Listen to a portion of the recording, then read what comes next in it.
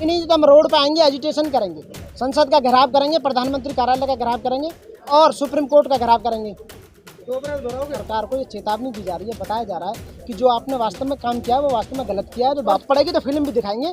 ये लोग अभी थोड़े से शॉर्ट नोटिस पर आए हैं, बाकी रोक दिए गए हैं कि अभी इतने ही काफ़ी हैं। आने वाले समय में लाखों एडवोकेट यहाँ पे आपको नजर आएगा। आज ये जो हमारा एजिटेशन जो चल रहा है, all India SC/ST advocate welfare organisation के तहत में, जो उनके झंडे के नीचे जो चलाया जा रहा है, संपूर्ण देश से जो यहाँ वकील आए हुए हैं ऑल इंडिया SC/ST के, ये अभी जो धरना प्रदर्शन जो चल रहा है, ये कानून के दायरे में रहकर कानून के आदमियों के द्वारा किया जा रहा है। और सरकार को ये चेतावनी दी जा रही है, बताया जा रहा है कि जो आपने वास्तव में काम किया है वो वास्तव में गलत किया है। जो बाबा साहब अम्बेडकर की जो स्टैचू आपने संसद में से हटाकर जो पीछे ले गए हैं, ये आपने गलत एक्ट किया है। उसी के लिए अभी कह रहे हैं कि यदि कायदे में रहोगे तो फ़ायदे में रहोगे, अदरवाइज हम जितने भी लोग हैं, आपने देखा होगा देश को आज़ाद कराने में, संविधान बनाने में हमारे वकीलों की सबसे ज़्यादा भूमिका रही है।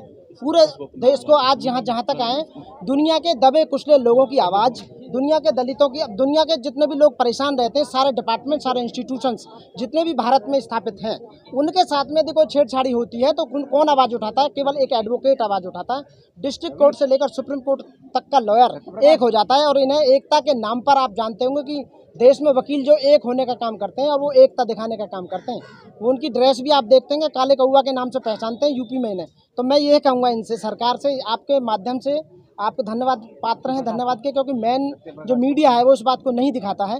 आप लोग धन्यवाद के पात्र हैं कि इस बात को, छोटी छोटी बातें या बड़ी बातों को, या बहुत बड़ी जो बातें हुई हैं, इन बातों को उजागर करने का जो काम करते हैं, सरकार तक पहुंचाने का काम करते हैं, जन जन तक पहुंचाने का जो काम करते हैं। आपके लिए बहुत बहुत धन्यवाद। और इस हमारे all India SC/ST advocate welfare organisation के तहत में जो ये आज एजिटेशन किया जा रहा है, वो इसलिए किया जा रहा है कि जो सरकार के द्वारा जो उनकी मंशा है, जो मनुवादी लोग हैं, जो सरकार में मनुवादी लोग बैठे हैं, जो संविधान के विरोधी हैं, जो संविधान का इम्प्लीमेंट नहीं करना चाहते हैं, जो संविधान बाबा साहब डॉक्टर भीमराव अंबेडकर ने बनाया था, उस संविधान, उनकी स्टैचू को उठा के पीछे ले जाना, ये उनकी मानसिकता को दर्शाता है कि वो मेन गेट से हटाकर पीछे हटा दी गई है। और एक समाज के वकील भी नेता बन गए हैं, वो बात बातें करते हैं, के बच्चों को आज तक न्याय नहीं दिला पाए आप लोग। मैं जो बात कर रहा हूँ, मेरी बात सुने। अभी जो हमारा एजिटेशन है वो केवल हमारी बाबा साहब की स्टैचू को लेकर है। जो स्टैचू वो दोबारा से वहीं लगाई जाए, हमारी मांग है सम्मान के साथ में, और वो वहाँ आनी चाहिए। अब दूसरा सवाल आपका, हमारे समाज के जो वकील, क्या कह रहे थे आप अभी? वकील का नेता ज्यादा हो गए, ऐसा? हाँ, बिल्कुल आप सही कह रहे हैं। लेकिन मैं कहूँगा जिन लोगों ने बाबा साहब को पढ़ा है, बाबा साहब के कारवा को जिन्हें पढ़ा है, बाबा साहब ने जो लिखा है वो पढ़ा है, संविधान को पढ़ा है, वो कायदे में रह के हमेशा बात करेगा, संविधान के दायरे में रह के बात करेगा। आज हम जितने भी लोग दिखाई दे रहे हैं आपको, सारे एडवोकेट जितने भी हैं, वो कायदे में रह के संविधान के अंतर्गत यानी कि कानून के उसमें रखते हुए अपनी बात को रखना है, सीधे तरीके से रखने का काम करा। नहीं, यही वकील यदि अपनी सी पे आ गए तो जो कुछ चाहे वो करा सकते हैं। आप सरकार अच्छी तरह जानती है वकीलों के बारे में, जो वकीलों के एजिटेशन होते हैं उनके सामने कोई नहीं होता, उनकी एकता के सामने सब नतमस्तक हुए हैं, क्योंकि देश को आज़ाद कराने में, संविधान को बनाने में उनका बहुत ज़्यादा योगदान रहा है और बाबा साहब का बहुत ज़्यादा योगदान रहा है। बाबा साहब एक वकील थे, बहुत बड़े विधि शास्त्री थे, बाबा साहब सामाजिक कार्यकर्ता थे, बाबा सोशल इंजीनियर थे, बाबा साहब के बराबर कोई पढ़ा लिखा नहीं था। उन्होंने जो संविधान बनाया, उस संविधान कर्ता की जो मूर्ति को हटाया है, वो वास्तव में बहुत निंदनीय काम है सरकार का। हम उसका घोर विरोध करते हैं और मांग करते हैं कि बाबा साहब के महामानव की मूर्ति को वहीं दोबारा स्थापित किया जाए। मांग नहीं सुनी गई, मानी गई तो मांगी नहीं तो हम रोड पे आएंगे, एजिटेशन करेंगे, संसद का घेराव करेंगे, प्रधानमंत्री कार्यालय का घेराव करेंगे और सुप्रीम कोर्ट का घेराव करेंगे। 2 अप्रैल दोहराओगे? बिल्कुल बिल्कुल घेराया जाएगा, क्योंकि हम कम नहीं है। ये हमारा जो एजिटेशन है ऑल इंडिया SC/ST ऑर्गेनाइजेशन के तहत में है। आज लाखों एडवोकेट हमारे बाबा साहब के अनुयायी हैं, बाबा साहब को मानने वाले हैं। SC/ST OBC माइनॉरिटी, जो मुस्लिम लोग जो बाबा साहब को मानते हैं, बाबा साहब के विचारधारा पर चलते हैं, उनकी स्टैचू को लगाने के लिए, यहाँ तक कि हम सब कुछ करने के लिए तैयार हैं। अभी तो हम केवल एक दायरे में, कानून के दायरे में रह के हम अपनी बात को रखने की बात कर रहे हैं। लोग कह रहे हैं सरकार से कि हमारी मूर्ति को, महामानव की मूर्ति को दोबारा वहीं पर स्थापित करने का काम करें। ऐसा ना हो कि वकील अपना आपा खो दें, या सारे लोग, या जन समूह, या सैलाब, या पता चली दिल्ली में लोग आ ही नहीं पाए, इतने लोग आ गए पूरी दुनिया से। तो मैं ये रिक्वेस्ट करता हूँ कि यदि सरकार नहीं सुनती है तो इस सुप्रीम कोर्ट सुमोटो ले। कि आपने देखा होगा सुप्रीम कोर्ट में बाबा साहब की मूर्ति लगी है, जो वहाँ के हमारे चीफ जस्टिस हैं DY चंद्रचूड़ जी ने, उन्होंने बाबा साहब की मूर्ति को सुप्रीम कोर्ट में स्थापित कर एक संविधान कोई कायदे में रहकर जो काम किया वो वास्तव में सराहनीय काम है।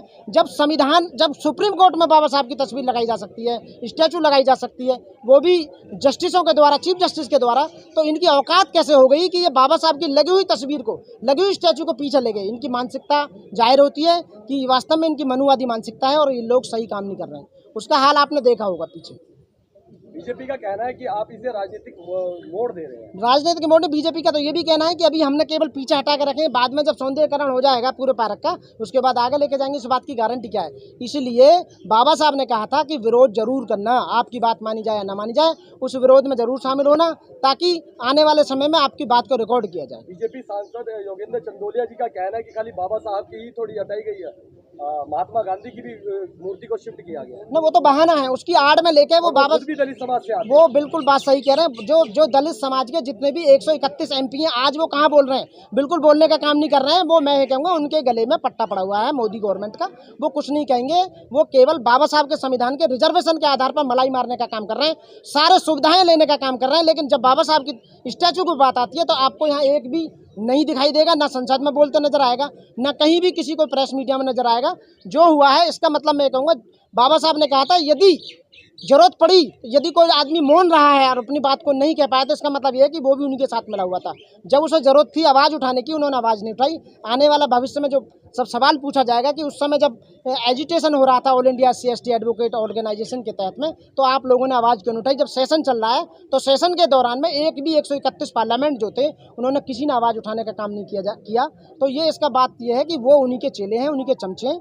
और चमचा तो जानते हो उनका क्या बुरा हाल होगा। लेकिन फिलहाल जो हम सारे लोग, जितने भी हमारे सीनियर एडवोकेट्स जो बैठे हुए हैं, ऑल इंडिया SC/ST के पदाधिकारी ऑर्गेनाइजेशन को, और बाहर से और भी बहुत लोग आए हुए हैं, यहाँ सैकड़ों वकील जो आज हुए हैं, केवल ये अभी ट्रेलर दिखाने का काम किया जा रहा है। यदि जरूरत पड़ेगी तो फिल्म भी दिखाएंगे। ये लोग अभी थोड़े से शॉर्ट नोटिस पर आए हैं, बाकी रोक दिए गए हैं कि अभी इतने ही काफ़ी हैं।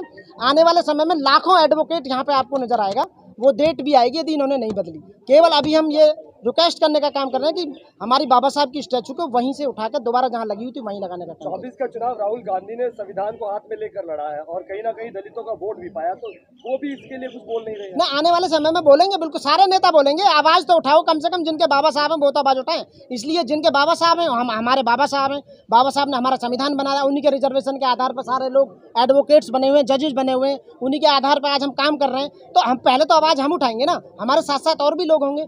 अगला जो एजिटेशन होगा, यदि इन्होंने बात नहीं मानी, यहाँ लाखों लोगों की भीड़ आपको सामने नजर आएगी आने वाले समय। कल एक बड़ी कॉल की गई है, उसमें आपका क्या योगदान रहेगा? ना, जो कॉल है हम साथ में है कॉल में, ये हमारी आज सेपरेट है अपनी ऑल इंडिया SC/ST एडवोकेट, क्योंकि बाबा साहब एक एडवोकेट थे, उन्होंने हमें रिजर्वेशन दिया, जिसके आधार पर हम सारे एडवोकेट साहब हमारी ड्यूटी बनती है। संविधान करता है, जो संविधान निर्माता थे उनकी तस्वीर के लिए हम एजुटेशन करें, उनकी स्टैचू को आगे जहाँ पर थी स्थापित वहीं किया जाए। लेकिन कल खबरों में बने रहने के लिए फोरम 4 को सब्सक्राइब करें और नोटिफिकेशन पाने के लिए बेल आइकन दबाएं।